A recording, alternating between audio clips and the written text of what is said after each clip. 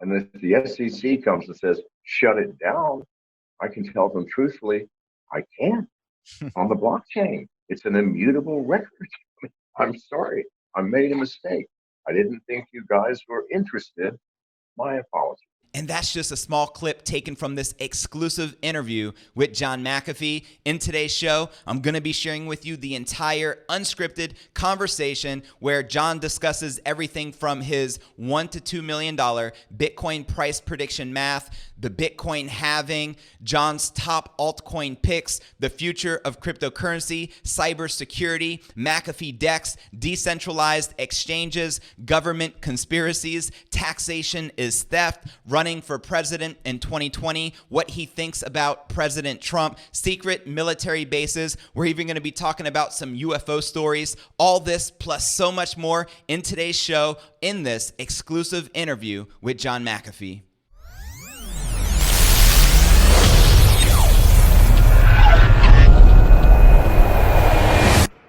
Here at Crypto News Alerts, I drop a brand new episode every day. Be sure to smash that subscribe button and click the bell icon to receive notifications of the latest premium crypto news. And today's exclusive interview with John McAfee is brought to you by our sponsor, CMDX, the fastest growing health rewards cryptocurrency in the world. To help celebrate the launch of our podcast, they're giving away $25 worth of CMDX tokens absolutely free. For full details, click the link right below this video in the description.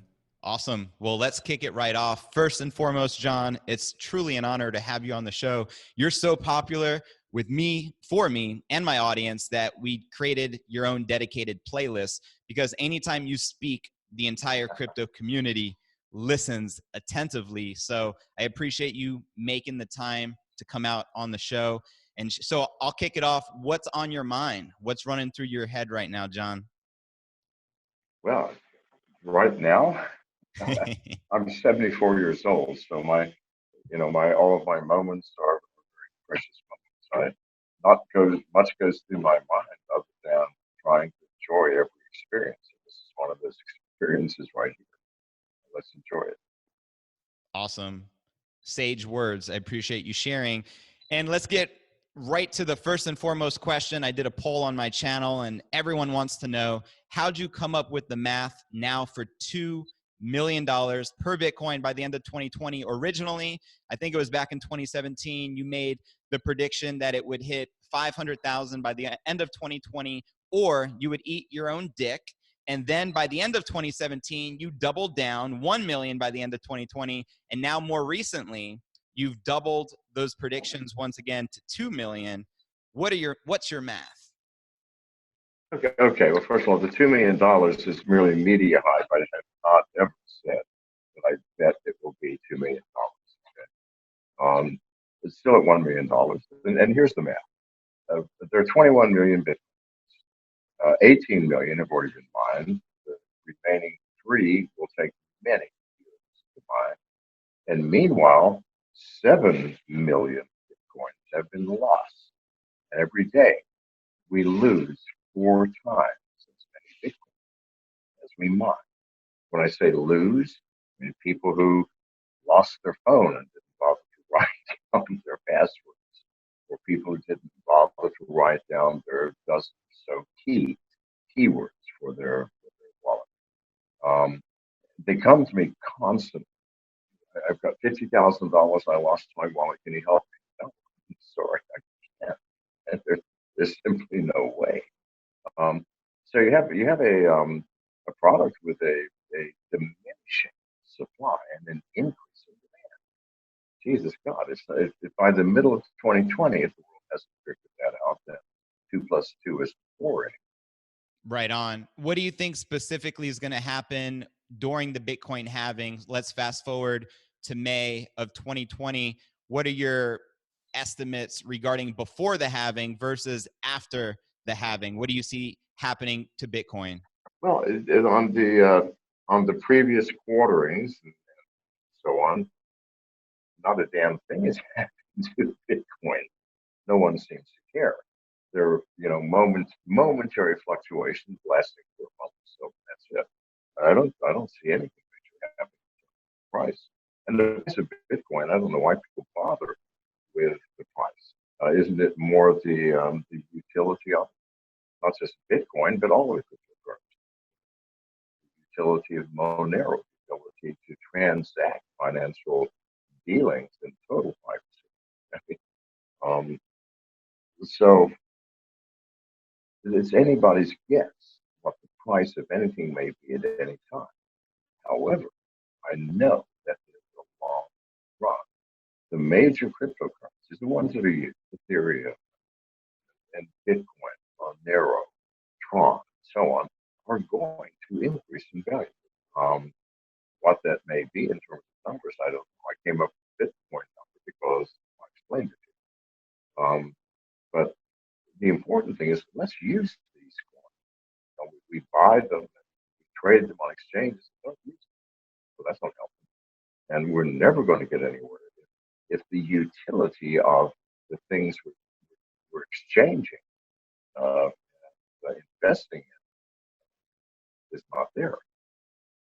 Cool. Yeah, 100%. I mean, if a cryptocurrency is useless, no practical use value, more than likely it's not going to be here in the future. Talking about altcoins, which ones do you see? I know you just mentioned a few of them surviving the up and coming purge. Do you think most of the cryptos are going to eventually disappear, or do you feel there's going to be millions of different cryptocurrencies coming and going?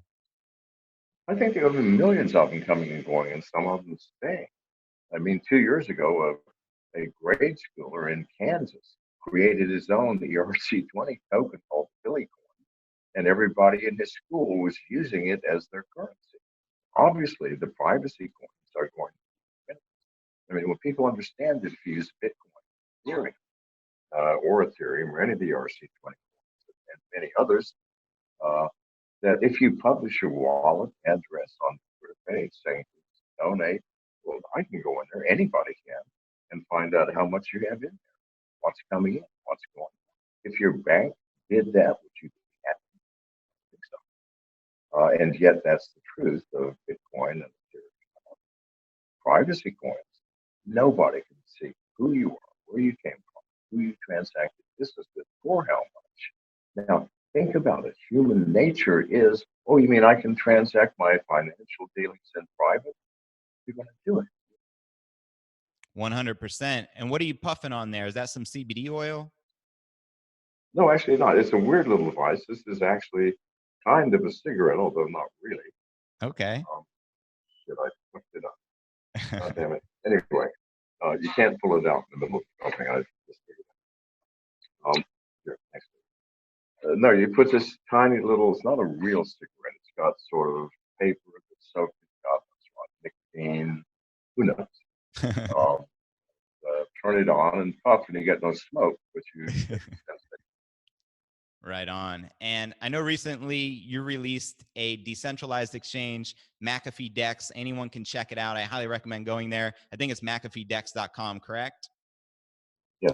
What's the importance of decentralized exchanges for the future of crypto? What made you decide to create one? Why are you so passionate about it? Well, without decentralized exchanges, we are all home. With centralized exchanges, just like China 2 years ago shut down every exchange in China. India outlawed the use of crypto, period. Um, Governments can shut down at any time centralized exchange. I don't care where it's, even if it's in Tierra del Fuego. The U.S. government will put pressure on the Tierra del Fuegan government to shut that fucker down, and they will. But a decentralized exchange can't be shut down. We for example, on the McAfeeDEX, we asked for no information. We want your name, your address, your social security number, email address, nothing. We want to know nothing about you. We hold no money.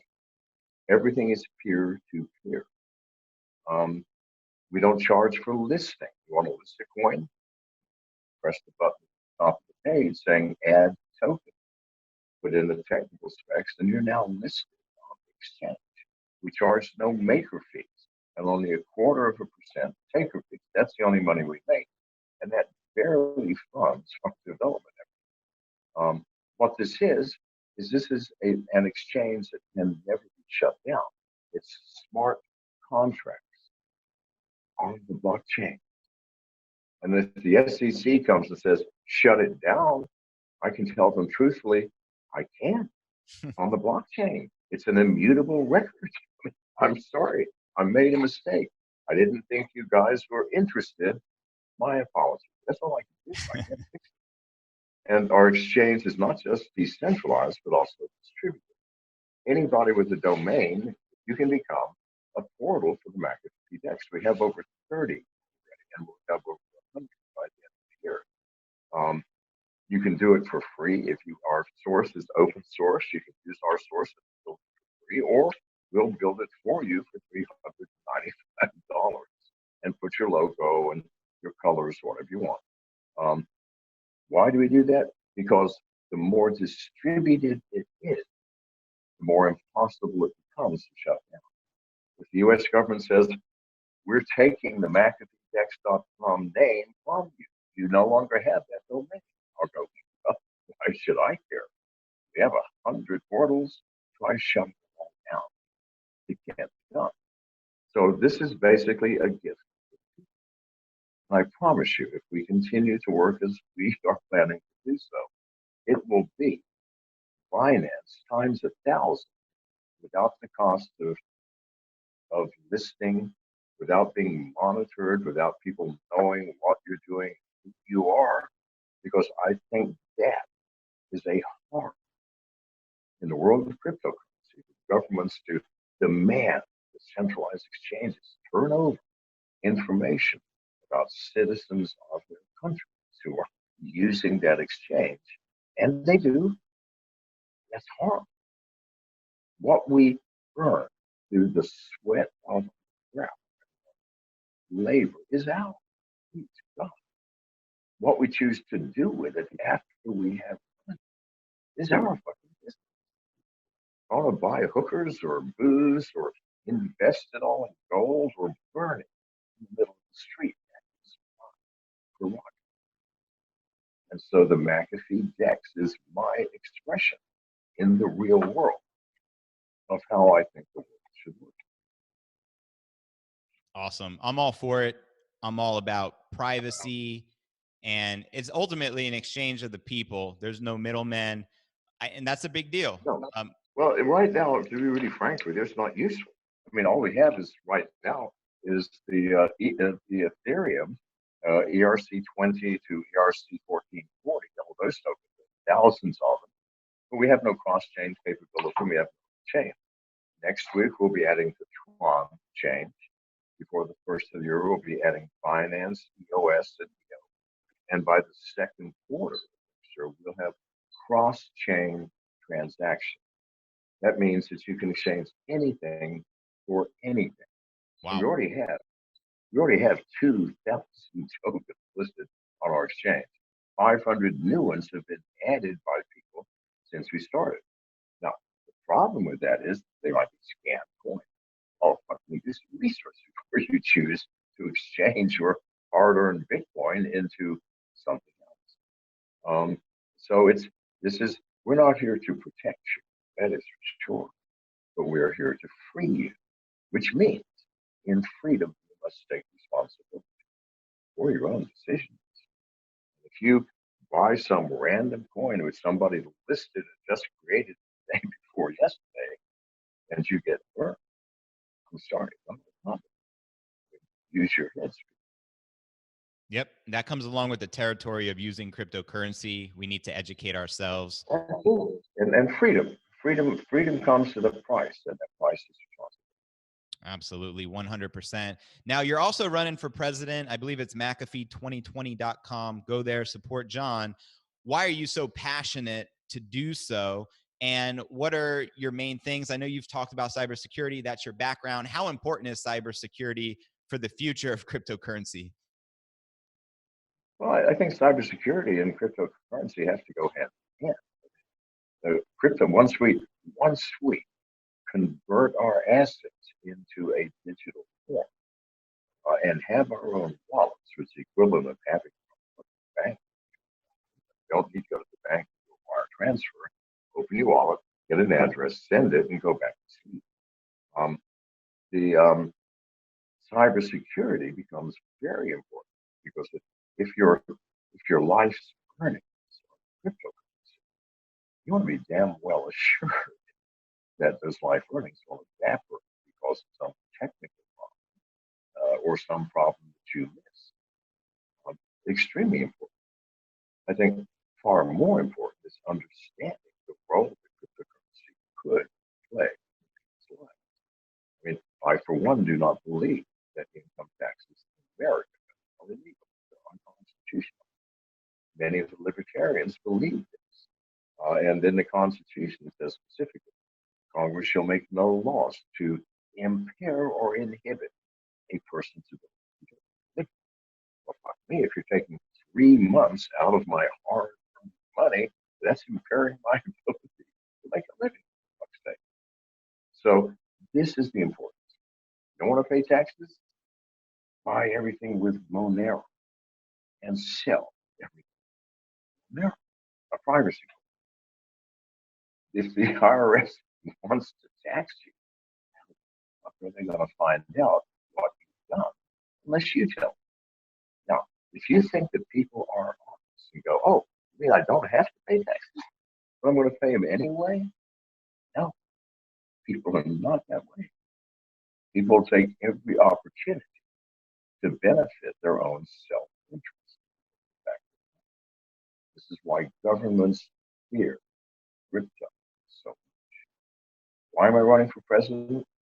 I mean, if anybody out there thinks that I have a rat's chance in hell of being president, then stop smoking right now, because that's what you do. I can't be president. Good God, I'm John McAfee. I can't be. However, I do have the right to run, and that right gives me an opportunity, if I have the possibility, to be on the national stage, and then say the things that I think matter politically, socially, and individually as some individual. But I wouldn't want that job if you paid me $1 trillion. It doesn't matter. You need to understand. We all think, oh, Donald Trump got in great, or Clinton, Hillary got in great. But you're there for 4 years as president. The people who surround you, manage you, inform you, and advise you. You probably go, oh, Donald Trump's in. Well, what are his skills? I don't know. Let him do this and keep him away from that, and everything will be fine. This is the truth of it. A president, when you sit in that Oval Office, has 1,000 strings attached, and those strings will rule you for the entire time you're in office. Makes sense. True power moves in silence. And you mentioned Obama, Clinton, Trump. They're all working for people pulling the strings, so they don't really have as much power as we think. I hear there's like 50 plus levels above that security level with top secret projects and things of this nature. So how much change can they truly create for us if they're very limited and working for forces of evil pulling the strings in the first place, right? Well, that's the whole point. The whole point is that they have no power of any importance. All the important, that is, what is our relationship with Israel, Middle East, China? Where do we move our military forces? Where do we add another military base? America has 5 times as many foreign military bases as the rest of the 800 military bases in foreign countries. That should tell you something. We have to be right. We have to be paying somebody off. Would you, as an American, like the fact that Japan goes, let's have a military base in Chicago? Do you think that would fly? No, it's not going to fly in any country, and yet America gets away. So you know somebody's palms have been greased. This is the corruption of our country. One very obvious visible sign of corruption. Right on. And are you familiar with Puerto Rico being a crypto mecca and some of the tax advantages of being out here? I'm actually in Puerto Rico, by the way. Oh, awesome. Well, I have heard of it, but I'm more interested in, let's not worry about tax. Why should you worry about tax? It's your money, as I said. Your money, your body, your mind. You made it on your own. How you made it is your business. What you do with it is your business. So you want to tax money that people make. I want to say, fuck no. I'm not going there. 100%. I'm with you there. Taxation is theft at the end of the day.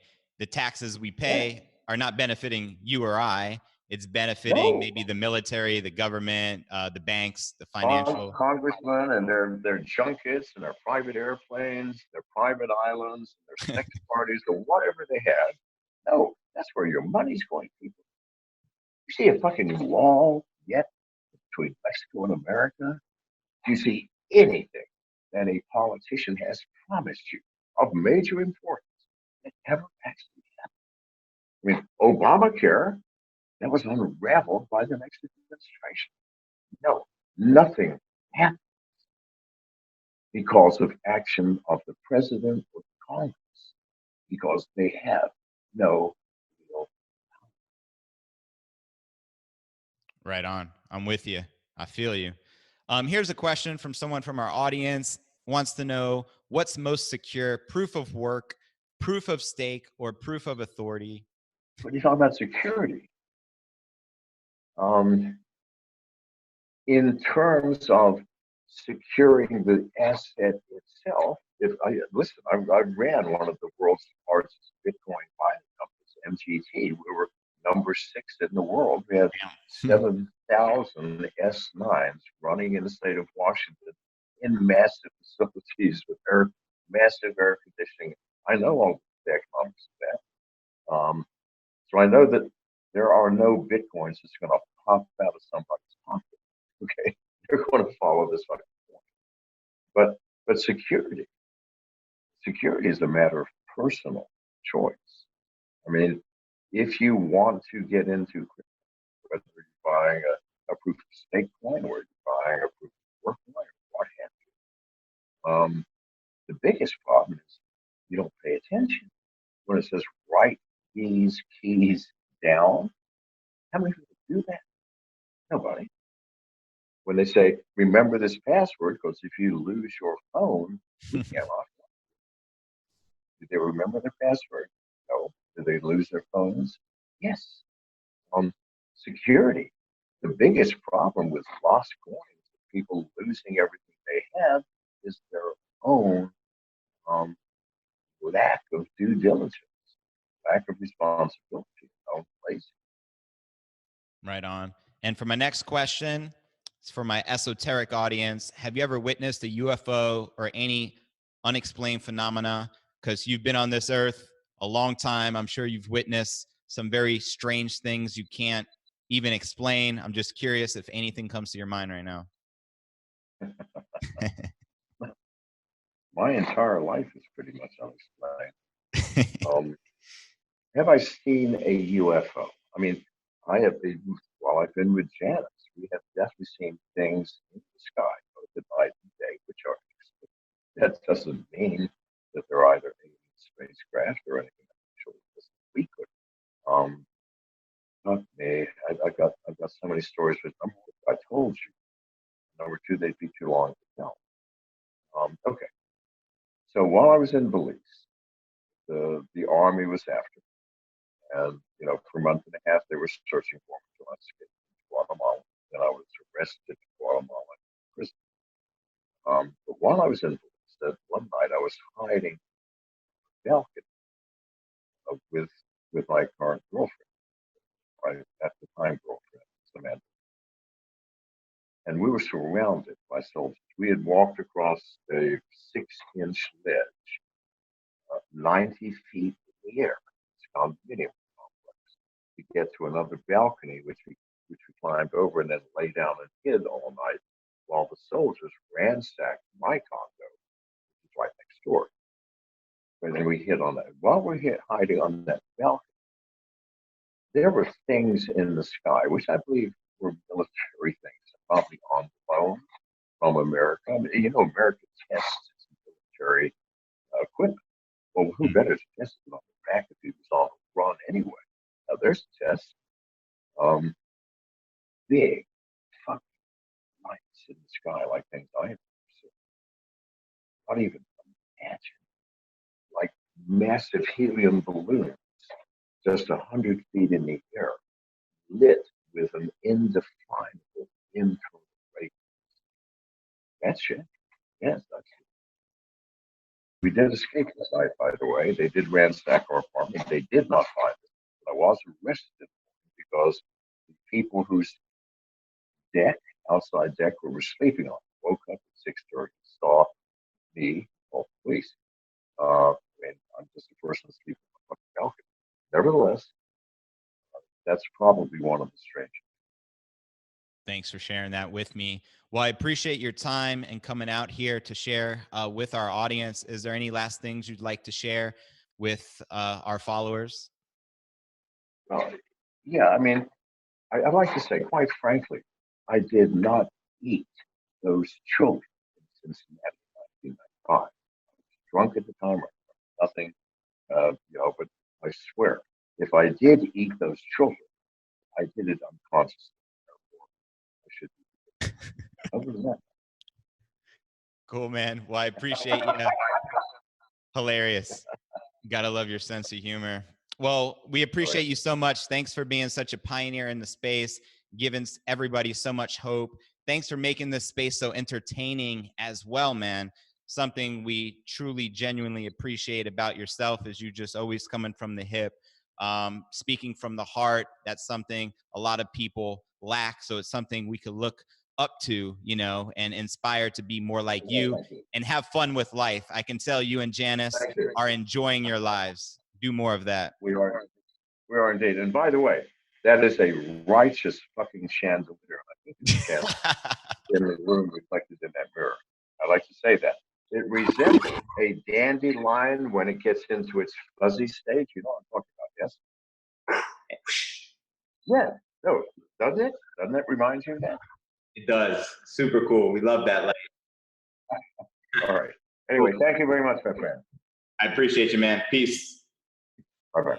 Well, that's going to conclude today's show. If you enjoyed this exclusive interview with John McAfee, be sure to smash that subscribe button and click the bell icon to receive notifications of the latest premium crypto news. And before I go, I want to give a special thanks to our sponsor, CMDX, the fastest growing health rewards cryptocurrency in the world. To help celebrate the launch of our podcast, they're giving away $25 worth of CMDX tokens absolutely free. For full details, smash that link right below this video in the description, and I look forward to seeing you on tomorrow's episode. Peace.